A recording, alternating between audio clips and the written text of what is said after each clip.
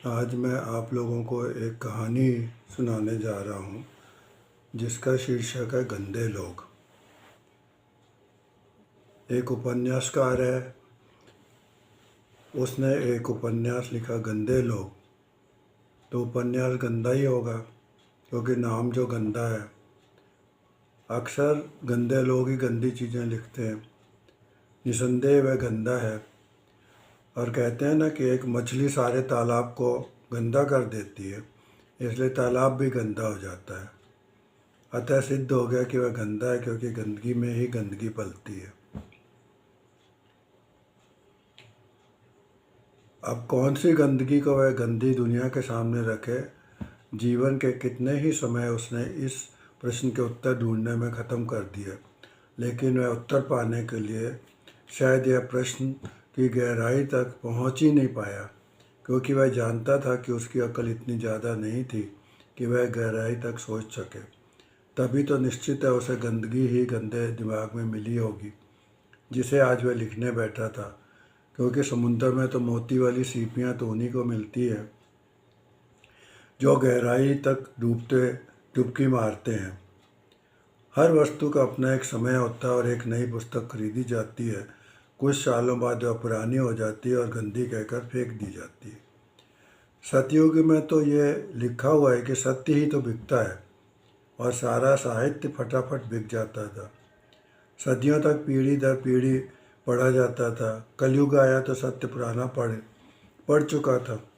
ऐसा साहित्य पढ़ने वाले इक्का दुक्का ही मिलते थे। बचा हुआ स्टॉक लेखक के घर पर पड़ा रहता था और पुराना हो जाता था और घर की गंदगी कहकर बाहर फेंक दिया जाता था। एक कबाड़ी जो कचरे में से टूटी फूटी चीज़ें, गंदी चीज़ें भी इकट्ठी किया करता था। बड़ी गरीबी में गुजारा होता था। वो उधर से गुजर रहा था। एक साथ इतनी लावारिस साहित्य पाकर पहले तो दंग सा खड़ा रह गया। हजारों प्रश्न उसके दिमाग में आ रहे थे, लहरों की तरह उसे घेर कर खड़े हो गए कि किसके घर से इतनी गंदगी निकली है। उसकी क्या इसकी जरूरत नहीं रही।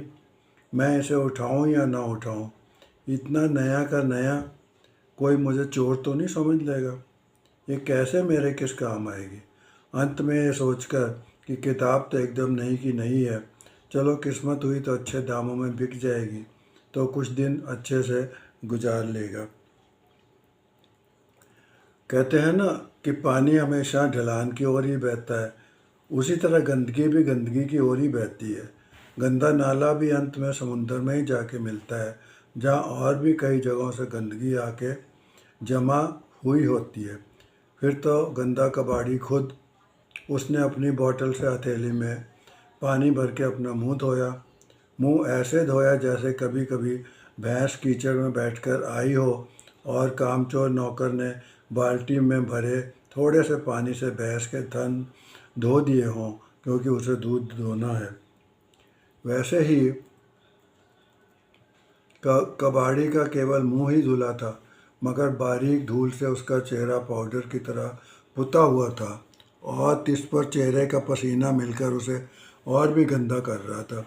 उसकी के दाढ़ी में पास घास के तिनके अवश्य थे, कहीं कहीं वह चोर नहीं गंदा था। धूप के कारण चेहरे का सारा पसीना मिलकर उसे और भी गंदा करता जा रहा था। हाथ पांव भी धूल से सने हुए थे, जिन पर वह नल से पानी पीते समय पानी के छींटे पड़कर उसको और भी गंदा बना रहे थे। उसकी कमीज और पाजामा, पान के कत्थे से लेकर गाड़ियों के गंदे तेल के दाग सब थे उन पर। गोया कि वो एक कबाड़ी ना होकर गंदगी की एक चलती फिरती गठरी हो और उसके साथ उसका वो गंदा बोरा। उसके कदम बढ़ते जा रहे थे, आंखों में उसके भविष्य के सपने सजोए हुए। रास्ते में वह एक जगह रुका ताकि वो थोड़ी देर रुककर वो आधा कप चाय पी ले। बस्ती की एक छोटी सी दुकान थी चाय के साथ। उसने एक पाव खाया जो दुकान वाले ने उसे फ्री में दिया था। अभी तो उसे बहुत दूर जाना था। नंगे पांव, ऊबड़ खाबड़ रास्ता, नीचे तपती हुई जमीन, ऊपर कड़कड़ाता हुआ सूरज दूर तक कोई बस्ती भी नहीं नजर आती थी, ना ही कहीं पीने का पानी दिख रहा था। काफ़ी चलने के बाद उसे एक पेड़ दिखा तो वह कुछ देर आराम करने लगा। वो गंदा बोरा उसने उतार कर नीचे रख दिया था, मगर सुनहरे भविष्य की उम्मीद उसे आगे बढ़ने की ओर प्रेरित कर रही थी। इसीलिए वो बोरा उठाकर फिर से चलने लगा। सांझ ढल रही थी, अब तो वो हाँफ रहा था। कदम कदम पर वो लड़खड़ा जाता था और उस पर कंधे पर वो गंदे बोरे का बोझ। उसके बीच में कई बार चाहा कि इस बोझ को वो फेंक दे, व्यर्थ का बोझ उठा रखा है, मगर उसके मन की आशा बुझती न थी।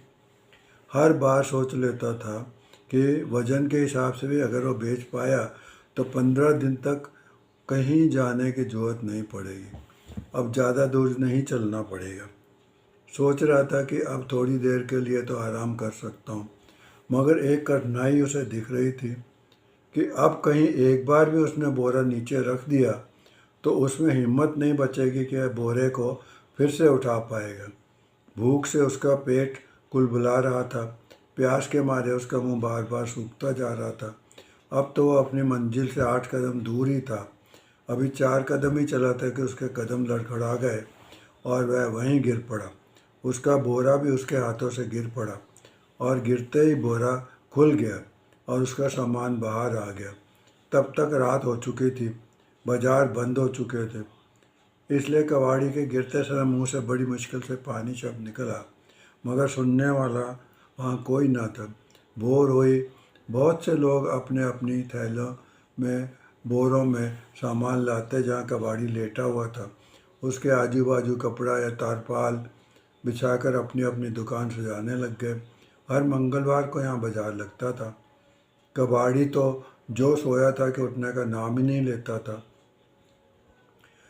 एक दो ने उसे उठने को कहा, मगर जब वो नहीं उठा तो वो अपने अपने कारोबार में व्यस्त हो गए। खरीदार आने शुरू हो गए थे। उन लोगों ने देखा कि कबाड़ी सो रहा है। कुछ पढ़ने वालों ने बोरे में बिखरी हुई रद्दी को देखा और पाया कि वह एक बड़े उपन्यासकार की कृति गंदे लोग है। उनने पन्ने पलट कर देखा, पढ़ा और उन्हें लगा कि ये तो उसी की कहानी है। उसने अपने साथी को बताया कि ये उसी की कहानी है। उसके दोस्त ने उससे पढ़ा तो उसे लगा ये तो उसकी कहानी है। जिसने भी उस किताब को पढ़ा उसे लगा कि ये उसी की कहानी है। उपन्यासकार को लेकर लोगों में कानाफूसी हुई। लोगों ने दाम के बारे पूछा तो बाजू वाले ने कह दिया कि किताब आधी कीमत पर मिलेगी। कबाड़ी तो सोच रहा था कोई 2 आने भी देगा तो वह उसी भाव पर बेच देगा, और यहाँ तो लोग आधी कीमत में किताब गंदे लोग लेके जा रहे थे। वह जिसे गंदगी समझ के उठा लाया था वह तो उसकी ज़िंदगी कबाड़ी के दुकानदार में बदलने जा रही थी। उसकी तो लॉटरी लग गई थी। सो दोपहर होने तक तो उसका सारा कबाड़ बिक चुका था। उसके सामने रुपयों का ढेर लग चुका था। दोपहर होने को थी, बाजार बंद हो रहा था, मगर कबाड़ी अब तक सो रहा था। रुपए भी ऐसे के ऐसे ही पड़े थे। पड़ोसी दुकानदारों ने उसे उठाया। उनने सोचा ये ज़्यादा पीकर सो गया है, शायद शराब ज़्यादा पी ली होगी रात को, ताकि असर अभी तक है। तो उनने उसके सारे पैसे इकट्ठे करके उसकी पॉकेट में डाल दिए और सब अपने अपने घरों को चले गए। कबाड़ी को क्या मालूम था कि उसकी फटी सी गुदड़ी में कीमती लाल छुपाए है, मगर उसके हाथ उन रुपयों को उठाने के लिए एक बार भी नहीं उठे। असल में कल गिरते ही उसकी मौत हो चुकी थी। आशा है ये कहानी आपको अच्छी लगी होगी। अगर अच्छी लगी है तो इसे आप पसंद ज़रूर करेंगे और मुझे सूचित करेंगे। धन्यवाद।